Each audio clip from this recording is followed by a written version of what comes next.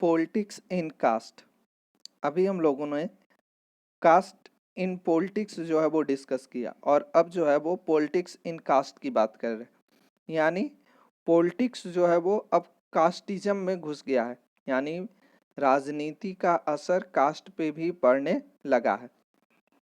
ऐसा नहीं है कि केवल कास्ट का असर जो है वो पॉलिटिक्स पे ही पड़ता है, बल्कि पॉलिटिक्स का असर जो है वो कास्ट पे भी पड़ने लगा है।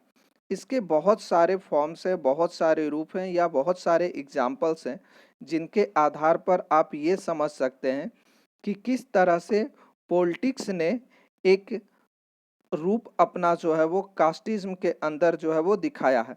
जैसे कि सबसे पहले अगर हम बात करें तो यहाँ पर कुछ चीजें दी गई हैं, इन्हें देखकर आप समझ सकते हैं कि each caste group tries to become bigger by incorporating with the neighboring caste और सब कास्ट। यानी आज के डेट में जो भी कास्ट हैं वो अपने आप को बड़ा करना चाह रहे हैं। अपने आप को बड़ा इसलिए करना चाह रहे हैं ताकि वो पॉलिटिक्स में अपना मेजर इम्पैक्ट दे सके। इसीलिए क्या हो रहा है आज के डेट में कि जो कास्ट छोटे हैं वो अपने आप को बड़ा करना चाह रहे हैं। कैसे वो अपने आप को बड़ा करना चाह रहे हैं? तो वो अपने सब कास्ट को अपने में जोड़ना चाह रहे हैं। सब वो कास्ट हैं जिन्हें बहुत पहले जो है वो अपने समाज से हटा दिया गया, इग्नोर कर दिया गया, लेकिन आज पॉलिटिकल एरिना के कारण, पॉलिटिकल क्षेत्र में अपना रिप्रेजेंटेशंस जो है वो कायम रखने के कारण ये कास्ट अपने छोटे मोटे इकाइयों को जोड़कर अपने आप को बड़ा करना चाह रहे हैं। दूसरा चीज, various caste groups are required to enter into a collision with other caste. यानी आज के डेट में जो है यह भी देखने को मिल रहा है कि एक कास्ट जो है वो दूसरे कास्ट के अंतर्गत भी घुसने का प्रयास कर रहा। दूसरे कास्ट के अंतर्गत कैसे घुसने का प्रयास कर रहा कि अगर आप ही देखिए कि कुछ बड़े बड़े पॉलिटिकल लीडर्स होते हैं जो अपने वैवाहिक संबंध एक कास्ट से दूसरे कास्ट में कर लेते हैं, और ये करने के पीछे मेन मकसद क्या होता है कि वहां पर दो कास्टों का जो है वो कॉलिजन्स हो जाएगा। दो लीडर्स अलग अलग कास्ट से बिलोंग कर रहे हैं, ए और बी कास्ट से।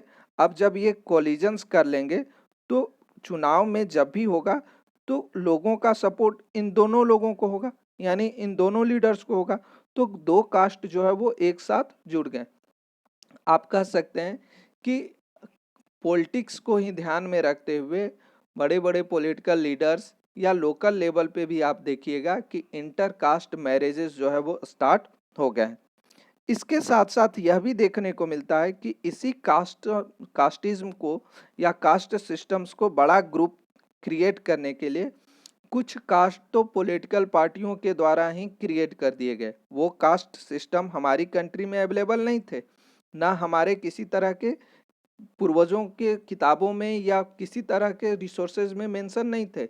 लेकिन आज के डेट में पॉलिटिकल लीडर्स उन कास्ट को एक नए कास्ट का रूप जो है वो दे दिए, जिसमें आप बैकवर्ड और फॉरवर्ड ऐसे दो ग्रुप्स के बारे में सुनते हैं। यह भी आज के डेट में एक इम्पॉर्टेंट कास्ट ग्रुप्स बन गए हैं।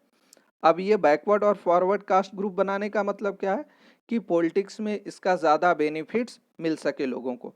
और बेनिफिट्स मिलने का मतलब कि अब ये दो ग्रुप्स हो गए, जिनकी संख्या पॉपुलेशन ज़्यादा होगा उनकी जो है वो सत्ता होगी, उनका जो है वो गवर्नमेंट बनेगा।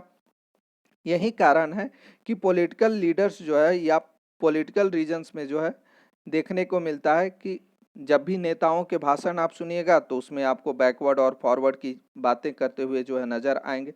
तो ये कास्टिज्म को जो है वो रिप्रेजेंट करने लगते हैं।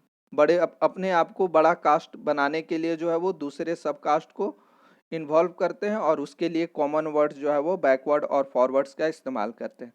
हालांकि अगर हम ओवरऑल इस टॉपिक की बात करें तो इसका कुछ मेजर पहलू भी देखने को मिलता है कि इन कास्टिज्म के कारण जो है वो एक नहीं कई सारी समस्याएं और प्रॉब्लम्स भी जो है वो शुरू हो गई हैं। जैसे कि कास्ट, रिलीजन्स या जेंडर्स, इस तरह के डिस्क्रिमिनेशंस की बातें कर कर कर जो है सिचुएशंस इतने बुरे हो गए हैं कि जो मेन मुद्दे हैं, जो रियल टॉपिक हैं, उन टॉपिक पे हम डिस्कस ही नहीं कर पाते हैं। जैसे कि मेन इशू और रियल टॉपिक क्या हो गया जिन पे हमें डिस्कस करना चाहिए, तो उसमें एजुकेशंस हो गया, एजुकेशंस की हम बात ही नहीं करते हैं। 70 साल आज़ादी के बाद आज भी जो है वो 75% पे हम अटके हुए हैं, इसके बारे में बात ही नहीं होती है। इसके साथ साथ इकोनॉमिक डेवलपमेंट की जो है वो बात नहीं होती है।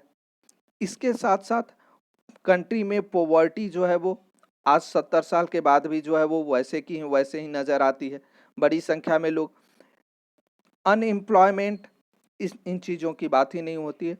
तो कास्ट, रिलीजन्स, जेंडर्स, इन चीज़ों की बातें कर कर कर ऐसे सिचुएशन आ गए हैं कि जो मेन मुद्दे हैं, एजुकेशन, लिटरेसी, या कह सकते हैं पॉवर्टी या अनएम्प्लॉयमेंट, ये मेन इशू पे लोगों का ध्यान ही नहीं जाता है। तो हमें इन इश्यूज के बारे में भी सोचना है कि हम इन इश्यूज से कैसे उबर सकते हैं। ये हमारे लिए एक मेजर प्रॉब्लम्स है, और हमारे लिए ही नहीं बल्कि ये पूरी कंट्री के लिए मेजर प्रॉब्लम है। इन्हें हमें सॉल्व करने में मदद करना है।